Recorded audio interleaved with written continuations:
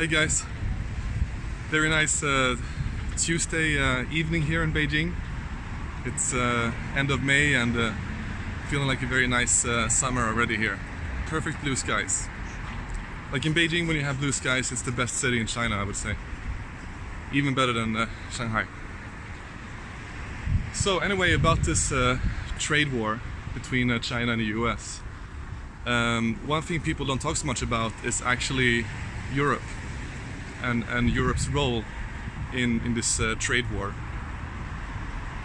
Today I read this article in the Global Times, which is basically a international mouthpiece of the Chinese government, where they said that even though they have this difficult time right now with the US, at least the trade between China and Europe is better than ever. And they have like a record amount of investment from European companies or something like that, which could be true. So the question is, given that the problems that European companies are facing in China are identical to the ones faced by American companies, the question is why Europe is so quiet in this whole trade debate.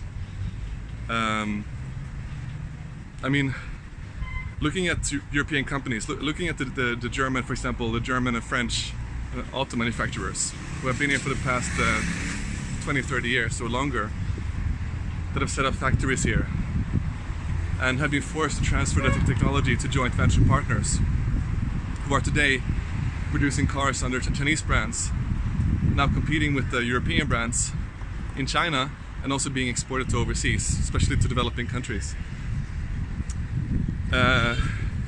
Same thing goes for Airbus, same thing goes for all these high-tech companies in high-speed railway, pharmaceuticals, whatever, you name it. It's the same thing across a number of main verticals.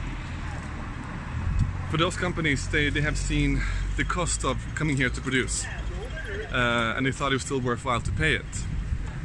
But of course, they were not happy about it. So then again, why is Europe today so quiet? Why isn't, like, at least even on the national level, the German Chancellor Merkel or somebody else saying anything about it? Why do they accept Huawei without any reservation, for example? Well, I think there are two main reasons. The first one is the political dysfunction of the EU, being the fact that every country, any member state has a veto to say no to different resolutions.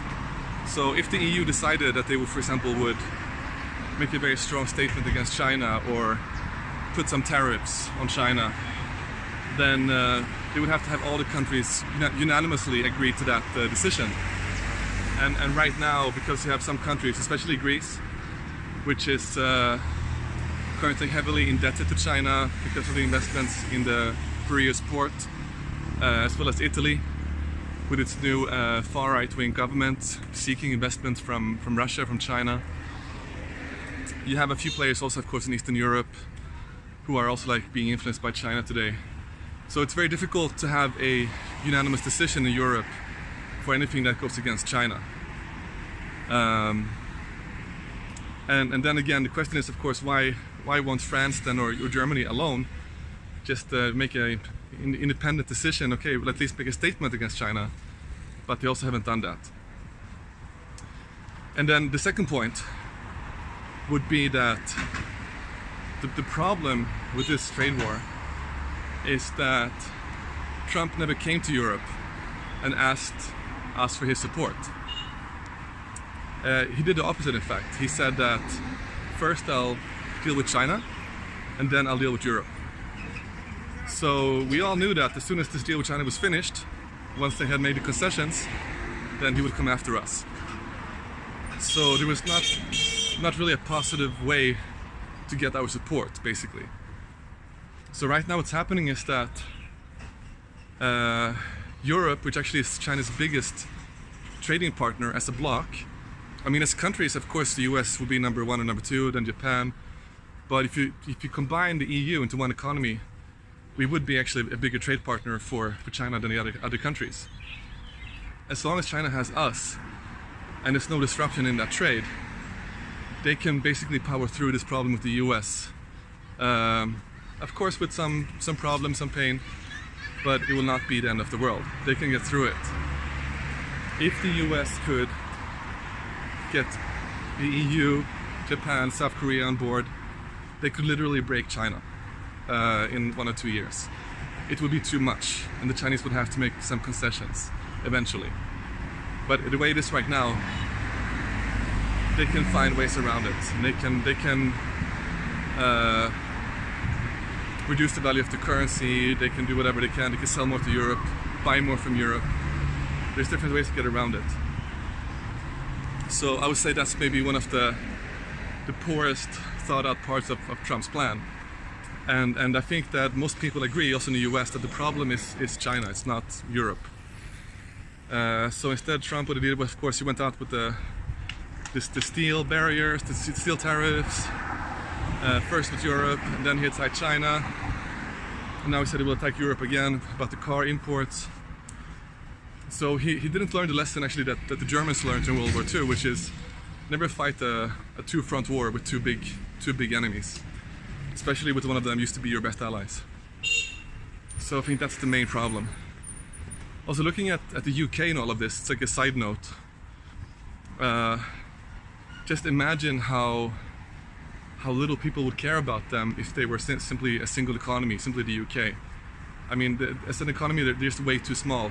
And also the problem we have right now is that China, one of the arguments for UK to break free would be that they could sign some very nice trade agreements with other countries like China, for example, to get more business and more investments.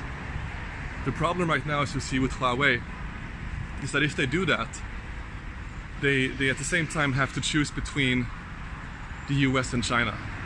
So if they accept, for example, the Huawei equipment, it means that it will put a serious dent on their relationship with the US. So they can't have the cake and eat it at the same time, basically. Is what they're like realizing right now. And that must be a pretty disappointing situation. At least if they're in the EU, they can always like blame the other EU countries for what's going on with China.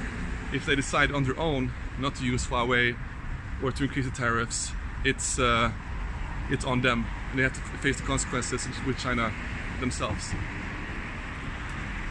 So that's the situation right now with Europe and China, and I think what's going to happen right now is that China and Europe will become closer and closer together. We will buy more from China and Europe, and China will sell more to us, also buy more from us.